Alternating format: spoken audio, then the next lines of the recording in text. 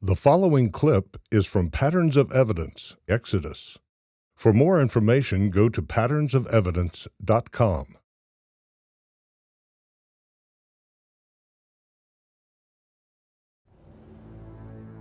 But what about the final step of that sequence? The conquest of Canaan, the land that had been promised to Abraham and his descendants. Would the earlier pattern of evidence continue there as well?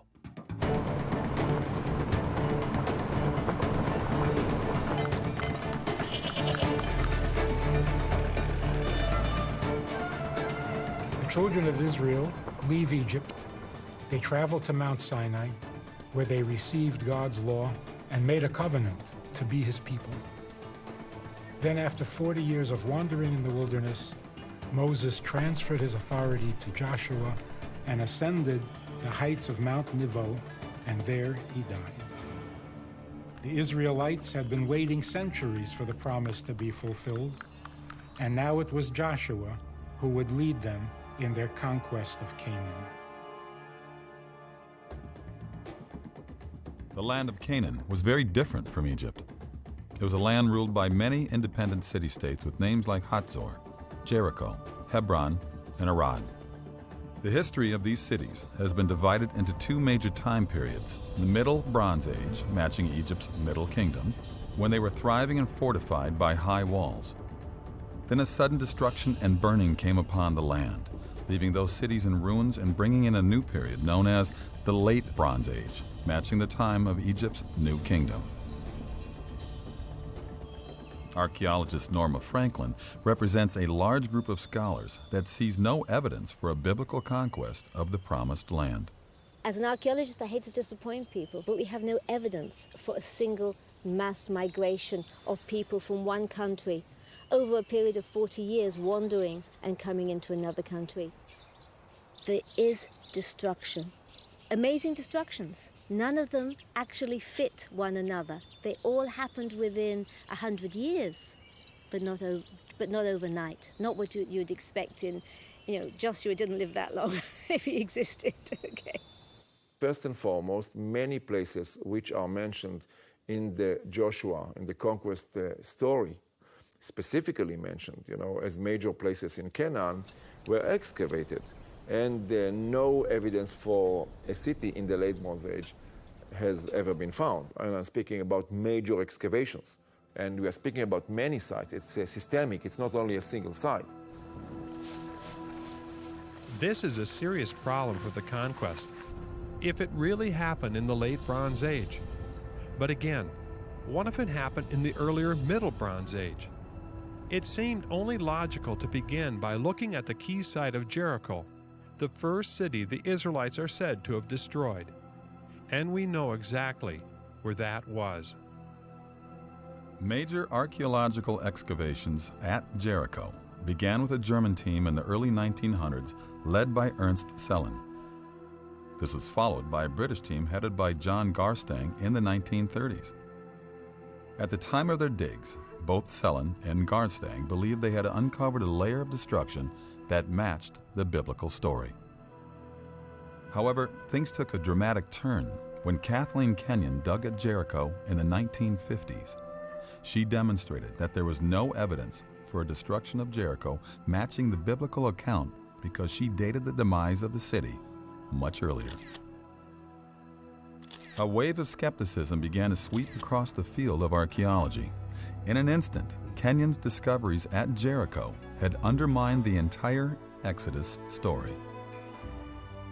She was expecting that if there was any evidence there at all, it would be in what we call the Late Bronze Age. And it simply isn't there. If the Israelites had arrived in the 13th century, they'd have found almost nobody there, no walls to collapse. It just wouldn't have fitted the biblical narrative. So her excavations helped to compound this very negative view that was developing not just from Jericho, but from other sites as well. Is there a time when Jericho was destroyed, where the walls fell down or it was burned? I don't think so. I don't think that we have evidence, this kind of evidence in the case of Jericho. And I don't think that we can really look for this evidence. We are very much past this phase of archaeological research. But David Roll sees things differently. If people are telling us that there was no Jericho at the time that Joshua conquered the Promised Land, and therefore Joshua is a piece of fiction, and therefore the conquest is a piece of fiction, and then probably Exodus is a piece of fiction as well, if that's the case, why don't we ask the simple question, well, when was Jericho around? When was Jericho destroyed? And start from that point of view. The conquest began with the Israelites crossing the Jordan River. Joshua sent men to spy out the massively walled city of Jericho, and there they met a harlot named Rahab, who reported that all in the land had heard what God had done for the Israelites, and they were terrified. Rahab hid the spies and aided their escape to the mountains. What evidence do you see matching the conquest of Jericho? First of all, we're told that Jericho was fortified. When the archaeologists dug the city, particularly Kathleen Kenyon, when she did her work in the 50s, discovered that the tell that the city's built on was surrounded by a great earthen rampart. Excavators found that Jericho was protected by a brilliant defensive system. At its base was a stone retaining wall more than 15 feet high, with a defensive extension wall of mud bricks rising higher still. Beyond this was the rampart, a steep slope covered with a slick surface of white plaster, where attackers would have been exposed to arrows and sling stones from above. At the top of this rampart was the main city wall, also made of mud brick, this one more than 25 feet high and 10 feet thick. Imagine the dread and the desperate panic of the people of Jericho. Day after day for 6 days, the people of Israel are walking around their city with the Ark of the Covenant and the sounding of ram's horns. Then on the seventh day, they encircle the city 7 times, and the priests give a long blast on their horns. The people let loose with a mighty shout.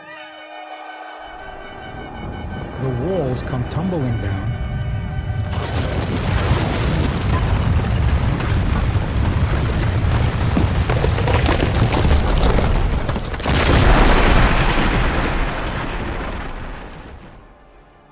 allowing the Israelites to climb up into the city, taking it and commencing the conquering of the land of Israel. Well, when the city met its end, these mud brick walls collapsed, and they actually fell down to the base of the stone retaining wall. Kenyon describes it very clearly and in detail in her excavation report. And then we're told they set the city on fire. And that's exactly what we find. Jericho was massively destroyed by fire.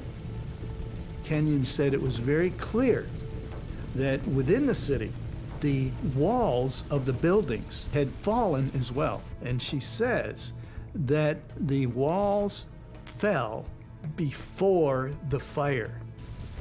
And so we have the sequence that we read in the Bible. First, the fallen walls, and then the city being set on fire by the Israelites. Excavations at the site uncovered clear evidence for a massive destruction by fire with a very thick burn layer of extremely high temperatures. This caused Kenyon to attribute the burning to an enemy attack and not fires that would result solely from an earthquake. She claimed that the city was destroyed around 1550 BC by the Egyptians. Well, there's absolutely no evidence that the Egyptians were ever in the Jordan Valley at this time period. So because Kenyon dated the destruction of Jericho 150 years before the Israelites were supposed to be there, she made no connection between the destruction and the biblical account. But once again, this date fits the earlier pattern I've been seeing. Within the city, a very unique discovery was made. Both Garstang and Kenyon found in the houses that they excavated many jars full of grain that were stored there. The store jars in the city were pretty full. That suggests the harvest had only recently been gathered in. And the details in the biblical account point to an event that happened sometime in the spring. And down there in the Jordan Valley, spring is when the harvest is gathered in, the grain harvest. When the Israelites crossed the Jordan, the first thing they did was celebrate Passover.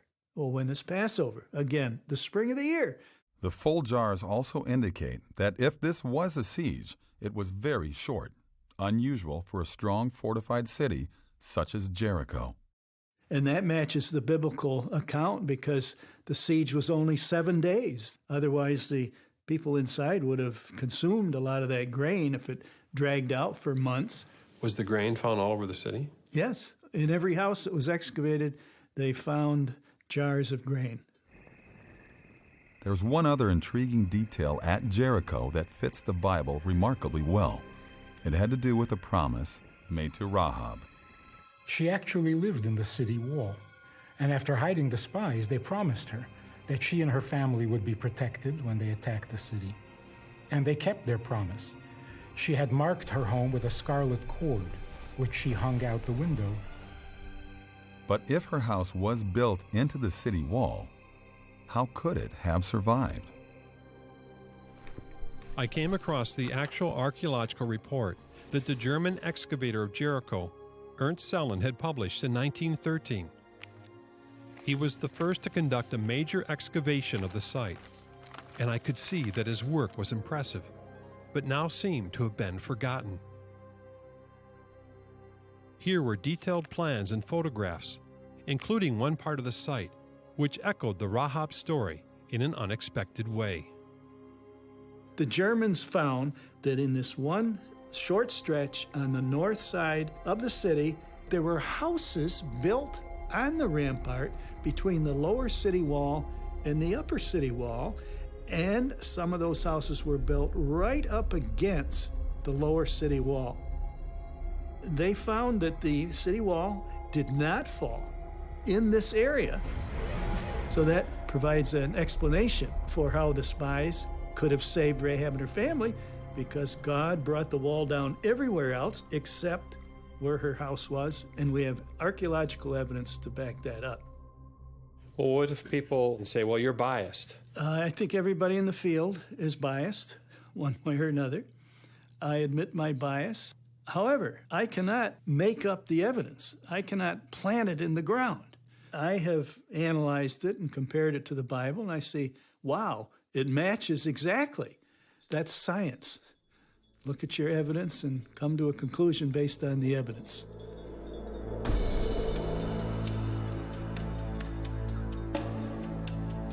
Archaeologists have uncovered a city with high fortification walls that fell down, evidence that the city was intentionally burned after the collapse. Storage jars filled with charred grain, evidence of a short siege in springtime, and a section of houses within the wall, miraculously preserved, just as in the biblical account. According to the biblical account, Joshua spoke a curse against anyone who would rebuild the city of Jericho. And the archaeology shows that after the destruction, the city of Jericho was indeed abandoned for centuries. But of course, this all happens in the wrong time in the view of most scholars. Bryant Wood believes that Kenyon misdated the pottery at Jericho, resulting in a wrong destruction date. He, along with Charles Ayling, believe that the conquest occurred around 1400 BC using the conventional dates for Egypt and Canaan. However, David Roll and John Bimson have a different idea. They propose that Kenyon came to a wrong destruction date at Jericho because the dates assigned to the Middle Bronze Age are not correct, and these dates for history need a major adjustment. Regardless, all these scholars agree that Jericho was destroyed in a manner that matches the story of Joshua and the Israelites.